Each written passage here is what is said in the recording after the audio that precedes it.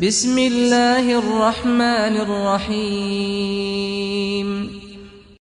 कभी सोचा है अगर आपके बच्चे किताब की जगह बंदूक उठाएं, अगर उनका स्कूल जलकर राख हो जाए, अगर उनका बचपन सिर्फ डर और चीखों में बीते तो कैसा लगेगा?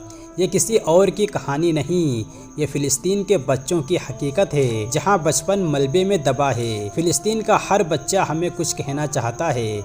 सुनिए, हमें बम नहीं चाहिए, हमें स्कूल चाहिए, हमें गोलियां नहीं चाहिए, हमें किताबें चाहिए। क्या हमारी भी कोई ज़िंदगी है? क्या हमारी भी कोई आवाज़ है? फ़िलिस्तीन के बच्चों की पुकार, यह पुकार हमारी खामोशियों को तोड़ती है, हमें ये सवाल करती है क्या हम इस दर्द को महसूस करते हैं? जहां दुनिया के बच्चे पार्कों में खेलते हैं, वहां फ़िलिस्तीन के बच्चे मलबे में खेलते हैं। वे छिपकर खेलते हैं, डरते हुए, बस एक उम्मीद के साथ।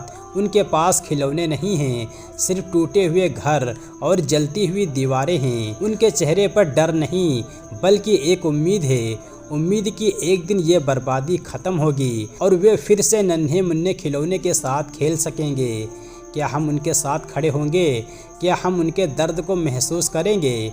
ये बच्चा जिसकी आंखों में आंसू थे, चेहरे पर दर्द था, लेकिन हाथ में जो था वो था कुरान, ज़ख्मों से लहूलुहान, फिर भी उसकी आवाज़ में कोई कमी नहीं थी। वह कुरान की तिलावत कर रहा था जैसे कर रहा हो तू जो चाहे कर ले दुश्मन, हमारा रब कभी हमें अकेला नहीं छोड़ेगा, हम टूटेंगे नहीं। कुरान की तिलावत में सच्चाई और ताकत थी, जो दुनिया को ये बताने का एक तरीका था। फ़िलिस्तीन के बच्चे कभी हार नहीं मानते। वो स्कूल जो कभी उनकी उम्मीद का एकमात्र ठिकाना था, वो जलकर राख हो गया। किताबें जल गईं, स्कूल की दीवारें ढह गईं, लेकिन उनकी आंखों में जो उम्मीद थी वो जलने नहीं पाई। क्या हम उनके साथ खड़े होंगे? क्या हम उनकी उस उम्मीद को आग से बचा पाएंगे? ये बच्चा अपनी बची हुई किताबों को ढूंढ रहा है, किताबें जो जल चुकी थीं, फिर भी उसकी आंखों में पढ़ाई की लालसा थी। वो जानता था कि जब तक इसे इल्म है वो कभी हार नहीं सकता। एक माँ अपने बच्चे को उठाए हुए भाग रही थी, उसकी आंखों में खौफ था, लेकिन उसकी रूह में एक उम्मीद थी। वो अपने बच्चे को इलाज दिलवाने की कोशिश कर रही थी। उसकी आंखों में सिर्फ एक ही सवाल था, क्या मैं अपने बच्चे को बचा पाऊंगी? मगर वह जानती थी कभी कभी उम्मीद ही एकमात्र सहारा होती है। फ़िलिस्तीन के बच्चे अपनी खामोशी से हमें सवाल करते हैं। वे कहते हैं क्या हमारी भी कोई आवाज़ है? क्या हम उनके दर्द को समझ सकते हैं? क्या हम उन जख्मों का जवाब देने के लिए कुछ कर रहे हैं? क्या हम उनके ख्वाबों को फिर से पूरा कर पाएंगे? फ़िलिस्तीन के बच्चे यही नहीं चाहते कि हम उन्हें सिर्फ देखें, वे चाहते हैं कि हम उठें, उनके दर्द को महसूस करें।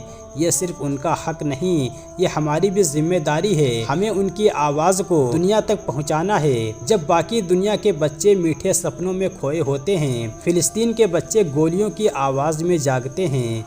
हर रात उनके लिए एक डरावना सपना है, जहां कोई गारंटी नहीं होती कि सुबह देख पाएंगे या नहीं।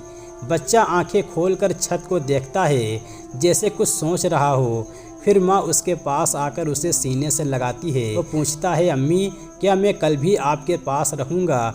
माँ खामोश है, उसकी खामोशी में हजारों जवाब छिपे हैं। ये सिर्फ एक गुड़िया नहीं थी, यह उसके बचपन की सबसे प्यारी साथी थी। अब वो गुड़िया अधूरी थी, जैसे उसके सपने अधूरे हैं।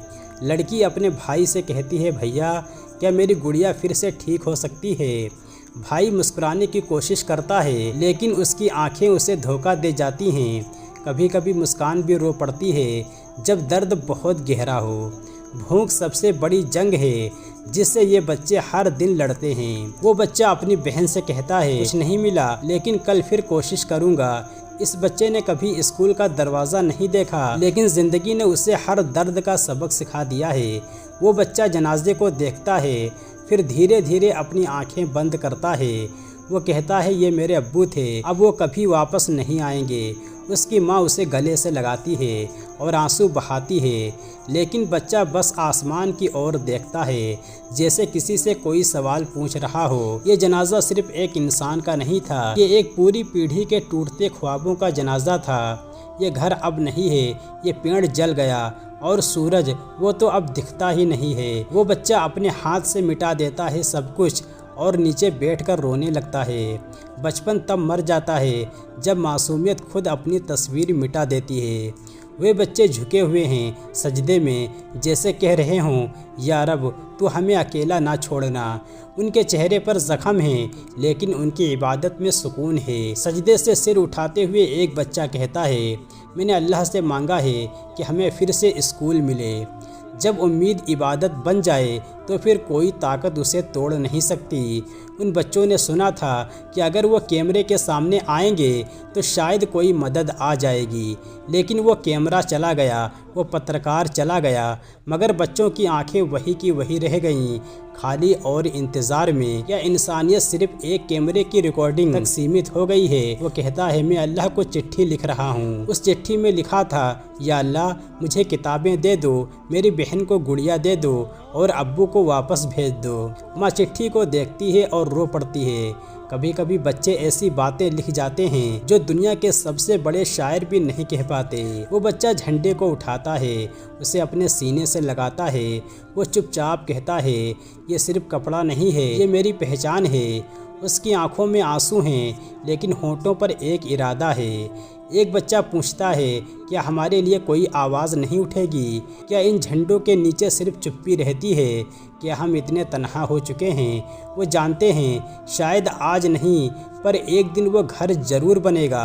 उनके पास ज़ख्म हैं, लेकिन उनके पास उम्मीद भी है, और जब किसी के पास उम्मीद हो तो वो ज़िंदगी से कभी हार नहीं मानता। या अल्लाह इन मासूम बच्चों की दुआओं को सुन ले।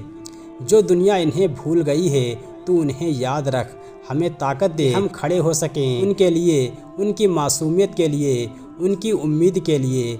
आमीन सुम्मा आमीन।